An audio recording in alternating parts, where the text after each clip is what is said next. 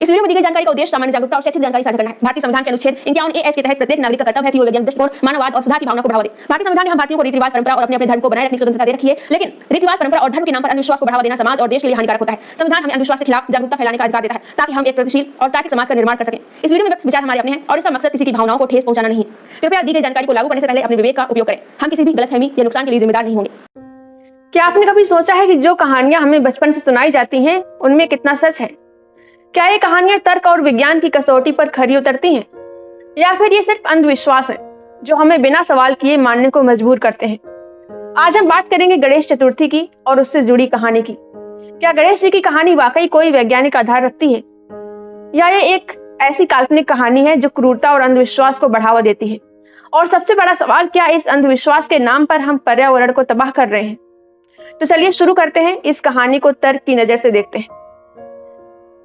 गणेश चतुर्थी का त्योहार हर साल धूमधाम से मनाया जाता है, लेकिन इस त्योहार की नींव एक ऐसी कहानी पर टिकी है जो पूरी तरह से अवैज्ञानिक और अतार्किक है। कहानी कुछ ऐसी है। पार्वती ने अपनी देह की मैल से एक बालक बनाया। इस बालक को गणेश नाम दिया गया। पार्वती ने उसे स्नानागार के बाहर पहरेदारी करने को कहा। जब शिव वहां आए और गणेश ने उन्हें रोका तो शिव ने क्रोध में आकर गणेश का सिर काट दिया। पार्वती के रोने पर शिव ने एक हाथी के बच्चे का सिर काटकर गणेश के धड़ पर जोड़ दिया और बस यही बालक गणेश बन गया। लेकिन जरा सोचिए, क्या यह कहानी तर्कसंगत लगती है?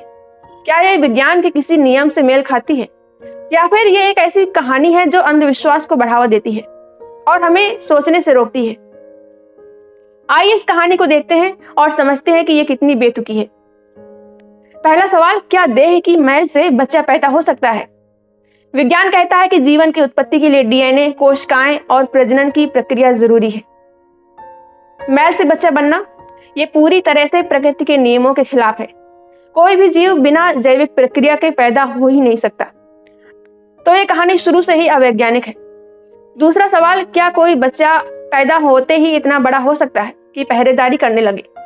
विज्ञान के हिसाब से हर जीव को बड़ा होने में समय लगता है। एक नवजात बच्चा तुरंत बड़ा होकर द्वारपाल बन जाए, ये असंभव है। ये कहानी साफ तौर पर काल्पनिक है। तीसरा सवाल, क्या हाथी का सिर इंसान के धड़ पर जोड़ा जा सकता है? आधुनिक चिकित्सा में अंग प्रत्यारोपण होता है, लेकिन वो भी उसी प्रजाति के बीच। इंसान और हाथी का डीएनए, खाल, मांस सब अलग है। हाथी का सिर इंसान के धड़ पर जोड़ना ये वैज्ञानिक रूप से पूरी तरह संभव है। और अगर जोड़ा भी जाए तो क्या होगा? हाथी का सिर बड़ा और भारी होता है, इंसान का धड़ उसका वजन सहन कर ही नहीं सकता। और अगर सिर जोड़ा भी गया तो क्या वो जीवित रहेगा? नहीं, क्योंकि मस्तिष्क और शरीर का तालमेल बिल्कुल अलग होता है। ये कहानी विज्ञान की हर कसौटी पर खारिज हो जाती है। चौथा सवाल, गणेश की सवारी चूहा। एक विशाल शरीर वाला गणेश और उनकी सवारी एक छोटा सा चूहा। सोचिए, कोई भारी भरकम व्यक्ति चूहे पर बैठे तो क्या होगा? चूहा कुचल जाएगा। और चूहे की सवारी करना, क्या यह जीव हिंसा नहीं है? ये पूरी तरह हास्यास्पद और काल्पनिक है। तो ये कहानी ना तो विज्ञान से मेल खाती है, ना ही तर्क से। ये सिर्फ एक काल्पनिक कहानी है जिसे सदियों से दोहराया जा रहा है। लेकिन सवाल यह है कि क्या हमें ऐसी कहानियों को बिना सवाल किए मानना चाहिए? अब बात करते हैं इस कहानी के सबसे परेशान करने वाले हिस्से की। शिव ने एक बालक का सिर काट दिया। क्या यह क्रूरता नहीं है? क्या यह जीव हिंसा नहीं है? और सिर्फ यही नहीं, एक मासूम हाथी के बच्चे का सिर भी काट दिया गया। क्या यह किसी की जान लेना नहीं है? वो भी बिना वजह। क्या यह सही हो सकता है? अगर हम तर्क से सोचें तो यह कहानी हिंसा और क्रूरता को बढ़ावा देती है। कहानी में दो जीवों की जान ली गई, एक बालक की और एक हाथी के बच्चे की, और इसे एक महान कार्य के रूप में दिखाया जाता है। क्या ऐसी कहानियां हमें अहिंसा सिखाती हैं, या ये हमें हिंसा को सामान्य मानने के लिए उकसाती हैं? अब कुछ लोग ये वीडियो देखकर कहेंगे कि तुम बकरीद पर क्यों नहीं बोलती हो। तो उनको बता दूं कि मैं बकरीद पर ऑलरेडी वीडियो बना चुकी हूँ। उसका लिंक आपको इस वीडियो के डिस्क्रिप्शन में दे दूंगी, देख लीजिएगा।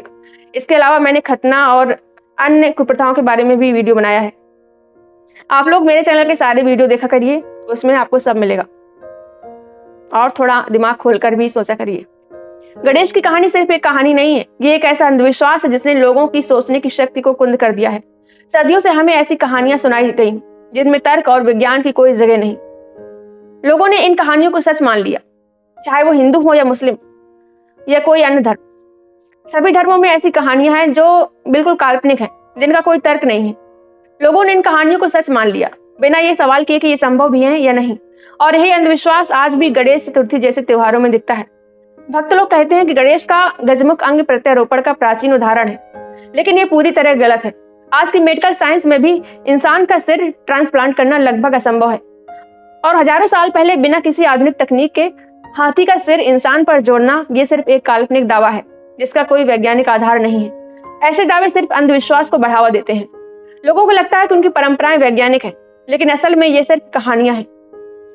सवाल यह है कि क्या हमें ऐसी कहानियों को सच मानकर अपनी बुद्धि को बंद कर देना चाहिए, या फिर हमें सवाल उठाने चाहिए और सच को तर्क से परखना चाहिए।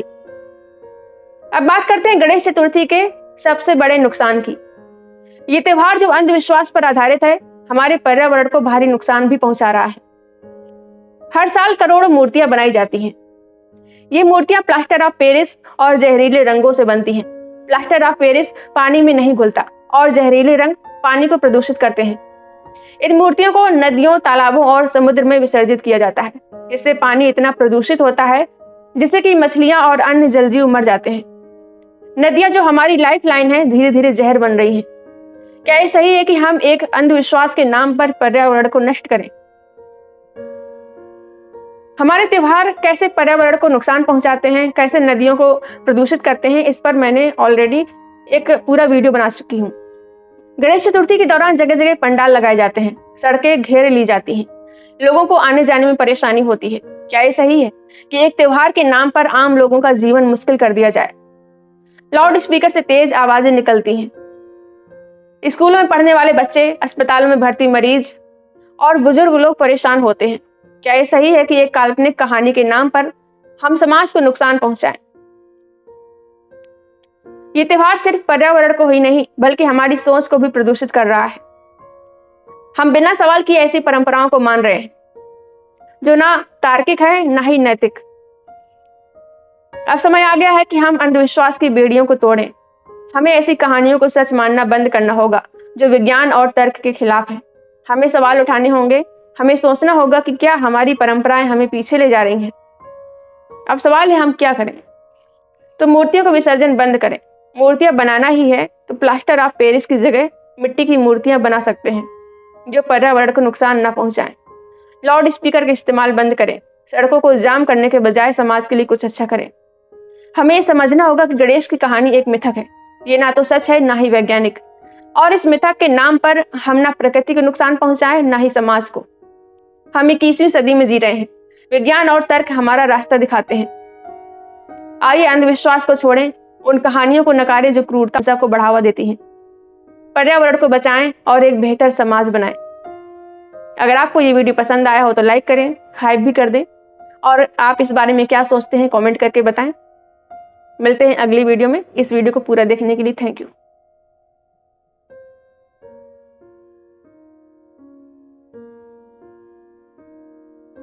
अगर आपको मेरा काम पसंद आ रहा हो और आप चाहते हैं कि मैं इसी तरह बिना डरे, बिना किसी के दबाव के सच्चाई और सामाजिक मुद्दों पर बोलती रहूं और अंधविश्वास के खिलाफ समाज को जागरूक करती रहूं, तो आप अपनी इच्छा अनुसार मेरी आर्थिक मदद भी कर सकते हैं। मैं किसी संगठन या पार्टी से नहीं जुड़ी हूं। आपका सहयोग ही मेरी सबसे बड़ी ताकत है। आप अपना सहयोग वीडियो के नीचे दिख रहे थैंक्स के बटन पर क्लिक करके या फिर मेरी UPI ID shashi-singh9192@OKICICI पर सीधे भेजकर या फिर स्क्रीन पर दिख रहे QR कोड को स्कैन करके कर सकते हैं। आपकी हर छोटी से छोटी मदद मेरे लिए बहुत कीमती है। आपका छोटा सा सहयोग भी मुझे मजबूती देता है, क्योंकि जब जनता खुद साथ देती है तभी बदलाव होता है। धन्यवाद।